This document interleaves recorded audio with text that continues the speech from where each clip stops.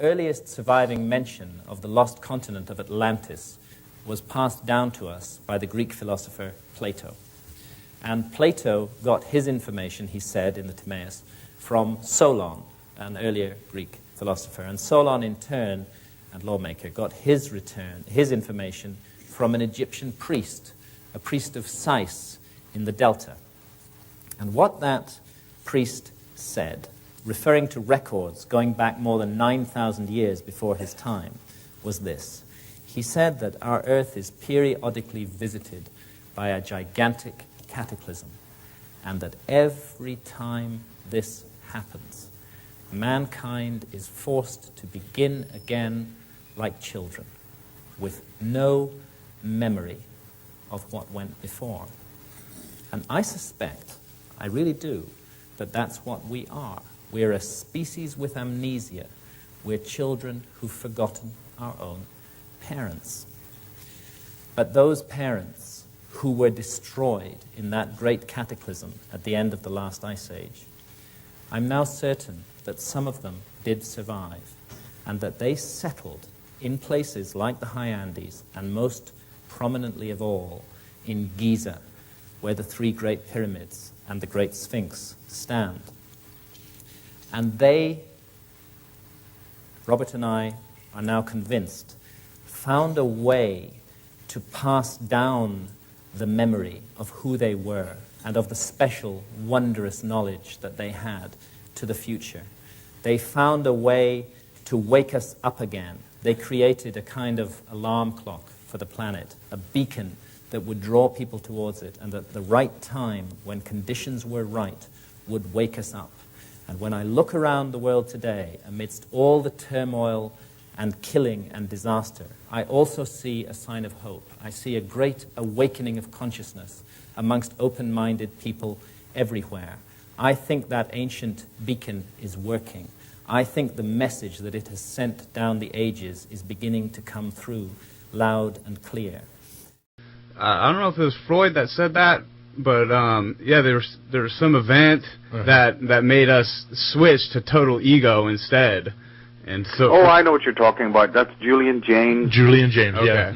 Yeah. Yes, it's there, and many psychologists are toying with that idea. It's very central to my work. I think I briefly mentioned it earlier that there has been historical traumatic events that have taken place, earth changes and what have you, many events that then did actually actually brought about, actually literally brought about the kind of consciousness that we have today. Yes.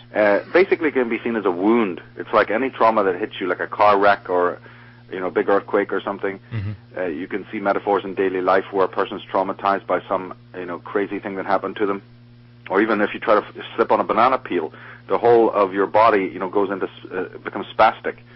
So this act of trauma happened on a global scale, perhaps not even once, but many times. Yeah, I believe many times. And it brought what we call the ego into existence. So we're healing from this wound, and that's the way I try to use that metaphor.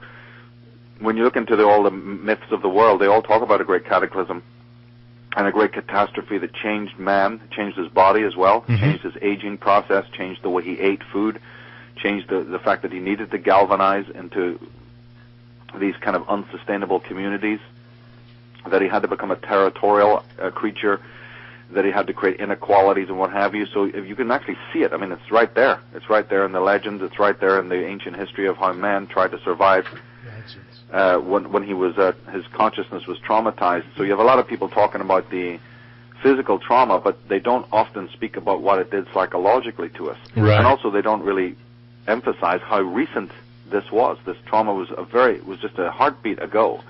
And so most human beings today are reeling still psychologically. It accounts for a lot of things that go on psychologically.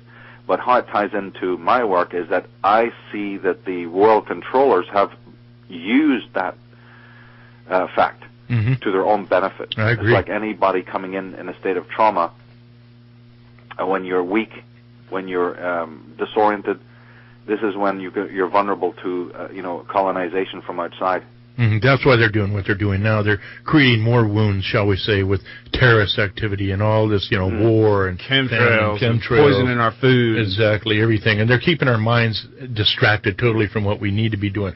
Now, Nate, you were talking about something about legends. Oh, no, yeah, just I'd like you to get into, we have William here. He's an Irishman. Irish Native American. I got a lot of Scottish in me, and I heard you talking about the legends and how they pertain to a lot of what's going on today, basically. Oh, absolutely, absolutely. And this act, the physical fact of it, the physical earth changes, the trauma that took place is now known to have existed. This is a scientific fact, and it changed the land masses. It changed the location of where people existed. They had to move. I mean, this is what I'm talking about here is literally the fall of Atlantis, the fall of the ancient continents of old, and then, of course, the subsequent movement of their gnosis, the knowledge that had been there, the herbal knowledge, the knowledge of the elements, the knowledge of animal behavior.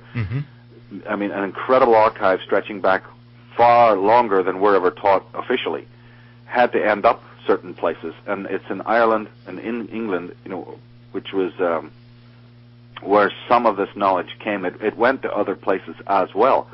That's where the Native American Indians and even the Southern American Indian groups, some of them got this similar knowledge, this dispersion. Yeah. And even in the Indus Valley you have it. But a great kernel of wisdom was preserved in the aftermath in British Isles and in Scandinavia, and then from there spread out, throughout the world for a period of time. And in my work on that subject, I've shown that in the mythologies of the British Isles, Scotland, Wales, England, and Ireland, in their early mythologies, when you have the what appears to be the migration to the British Isles of these highly advanced races, actually that's been those stories have been concocted because those migrations did occur, but they were returns. They were returns of people who originally existed in those countries but had to leave. I agree. Because a few places more than the Northwest were wrecked. The worst damage ever done 10, 15,000 years ago was in the British Isles and in the Arctic and in northern Scandinavia, and so those lands had to largely be vacated. Devastation. And once that's understood, we have a completely different understanding of history.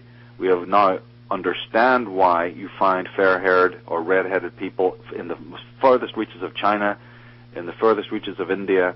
We understand why this is, and the controllers have done their devil best to try and just befuddle this information by talking about Aryan invasions and everything they can possibly come up with, all sorts of just complete gibberish that you find in the heads of most of these PhDs and intellectuals and historians and whatever you want to call them. And they just buy into all this rubbish. I love it. And can't explain, how there's so much similarity, not just in the language and the etymology. I mean, they've lied and lied and lied about the origin of Hebrew, the origin of Aramaic, the origin of the Egyptian civilization. And the moment that you come up to speak about any of this, you just receive this backlashing from people who haven't the faintest idea in the world what on earth is going on. But when you really look at it deeply, you find out that there was just absolute chaos. Yes. So this picture of cavemen and all this nonsense, everything we're brought up with, it's just utter gibberish.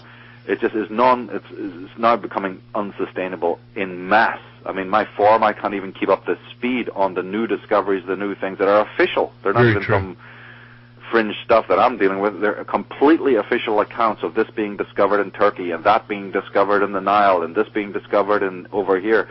Megaliths being discovered in the Balkans, with runes on them, and they're digging up corpses of red-headed women, whose hair was only plaited in a way that is only found in Denmark. The weaving in their clothes is only found in Denmark, and they're thousands of miles away, in places where we were assured, Now, of course, what happens is the BBC and various official groups start to co-opt this. They keep their tabs on what the underworld is doing, what the underground fringe people are doing, and when they realize, oh my God, this information is being published now by mavericks, gee, we better get onto it and pretend all along that we were into this. So they're toying with some of these ideas now because they have to. Yes. Because the ordinary man, the ordinary writer, the ordinary scholar is discovering these great secrets about biblical characters, about the origin of the tribes of Israel, about the British Isles, the origin of the Druids, the Aryan invasion, you name it. All are coming out of maverick minds. Yes. And therefore the mainstream is realizing, just like you've been speaking about, that, look, this timber is rotten. Their whole matrix of control is just rotten. It's falling apart. It's crumbling by the minute. It can't be rebuilt. It's just completely desiccated.